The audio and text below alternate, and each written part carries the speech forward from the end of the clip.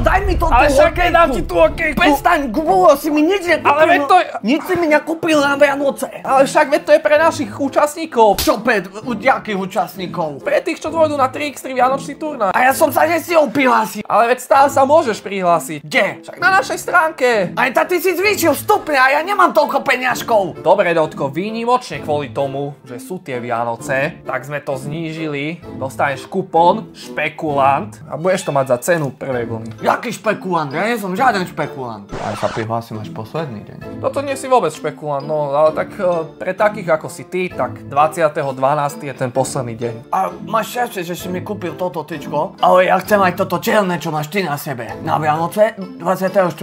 nech to mám pod slovčekom. Bo inak... Dobre, aj to už bude budúci týždeň na našom e-shope a môžeš si ho kúpiť. Zatiaľ som si vyboloval to tú hokejku ja, ale dobre, no aby som bol férový, tak ja vám ju potom jednému